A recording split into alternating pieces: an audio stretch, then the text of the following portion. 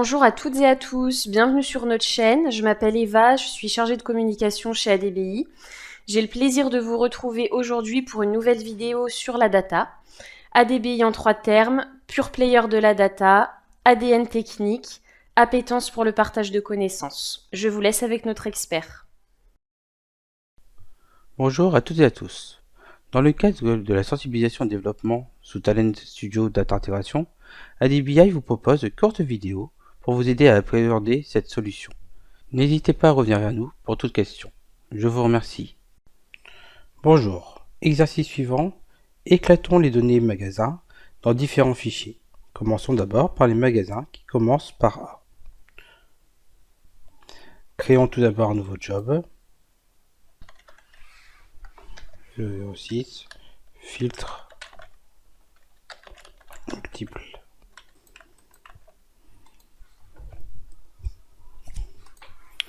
Donc comme notre habitude, nous devons mettre des notes pour les commentaires. Nous pouvons les taper dans les métadonnées pour récupérer la table ref magasin. Comme d'habitude, nous prenons la table, nous faisons un drag and drop dans la partie droite et nous voyons l'ensemble des composants qui peuvent être utilisés avec cette métadonnée. Dans notre cas, nous utilisons le TDB input. Nous pouvons modifier directement la vue pour mettre le nommage des composants, pour avoir le nom technique et le nom fonctionnel. Et après, nous allons pouvoir éclater la donnée. Donc, nous avons vu dans l'exercice des filtres simples que nous pouvions mettre un critère directement dans la requête. Mais dans notre cas, nous allons d'abord créer un fichier avec les magasins dont le nom commence par A, puis un autre fichier avec le nom qui commence par B, puis un autre fichier encore avec tous les autres magasins. Donc nous imaginons bien que nous ne pouvons pas faire ce split dès en amont. Donc nous allons travailler plutôt sur le tmap.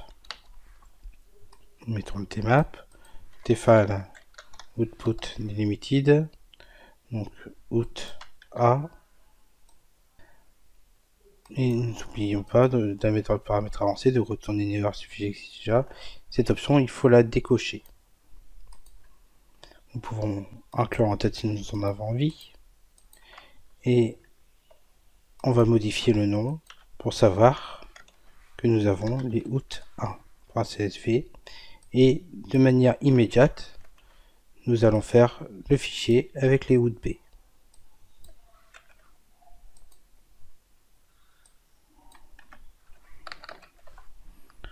Nous dessinons le flux. Out A,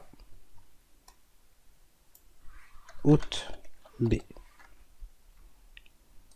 Nous rentrons dans le tmap. Nous pouvons prendre l'ensemble des données, faire des drag and drop pour les envoyer vers la sortie. Et comme nous l'avons vu dans les filtres simples, nous pouvons faire des filtres dans le tmap grâce à la colonne filtre d'expression. Nous l'avions vu également, nous avions des filtres sur la partie gauche, sur la partie droite. Quand on fait un filtre simple, que ce soit à gauche ou à droite, le résultat est pareil. Lorsque nous faisons des filtres multiples, il est obligatoire d'utiliser les filtres de droite pour les utiliser à bon escient suivant la sortie qui est voulue. Donc nous allons utiliser filtre d'expression. Nous allons prendre le libellé.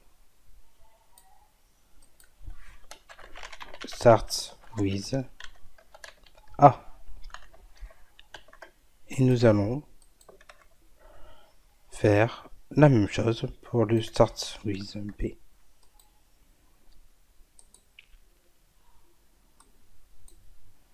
En faisant ceci,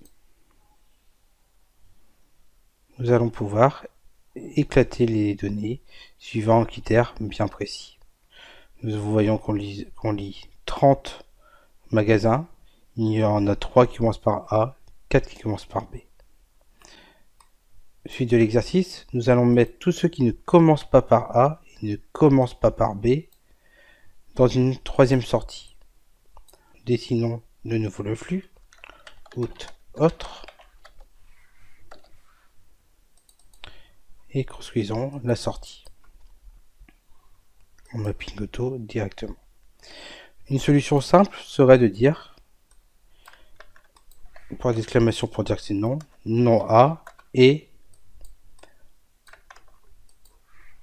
non B. Mais lorsqu'il y a plusieurs critères, cela peut alourdir la lisibilité. Et même, c'est pas très évolutif, étant donné que le critère de out B pourrait changer. Il faudrait penser surtout à changer le critère dans out autre. Dans notre cas, nous allons utiliser une autre fonctionnalité qui correspond au rejet. Il faut sélectionner les Tmap Settings avec la petite clé à molette. Et nous pouvons voir qu'on a deux options, les Output Reject, les Inner Join Reject. Dans notre cas, nous utilisons les Output Reject.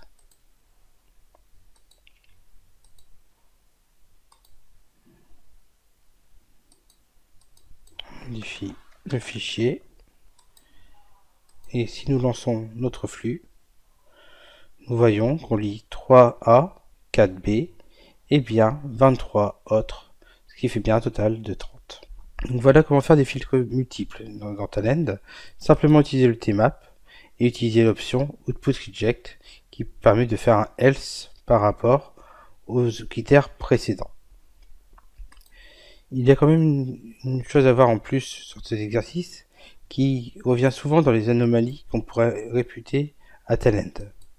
Je vais faire un TLogRow et nous allons créer une quatrième sortie, cette fois-ci outlog, qui va nous permettre de loguer l'ensemble des informations qui nous intéressent. Donc là, il n'y a pas de filtre puisque je veux tous les magasins qu'ils soient affichés en console de sortie. Nous pouvons voir qu'il y a une notion d'ordre dans les liens. Order 1 pour les A, Order 2 pour les B, Order 3 pour les autres, et le TLogRow. D'après vous, quelle est la cardinalité de chaque lien? Est-ce que nous allons avoir 3A, 4B, 23 autres, 30 magasins dans la console de sortie? Réponse par l'exemple. Nous pouvons voir qu'on a 3A, 4B, on avait raison. Par contre, on repasse à 0 autres et à 30 magasins qui sont dans la console de sortie. Ce fonctionnement s'explique par le fait que l'ordre, contrairement à ce qui était affiché, n'est pas important. Le Output Reject prend les données qui ne sont pas envoyées dans une sortie, quel que soit dans l'ordre, que ce soit en amont ou en aval. Puisque tous les éléments sont envoyés dans le log, il est logique que le else soit égal à 0. Maintenant, si nous supprimons le TLogRow, qu'allons-nous avoir? Il est très vraisemblable que nous ayons 3, 4B, et par logique, nous devrions avoir les 23 éléments dans autre. Si nous exécutons, nous pouvons constater que le résultat que nous avons imaginé n'est pas celui qui est obtenu.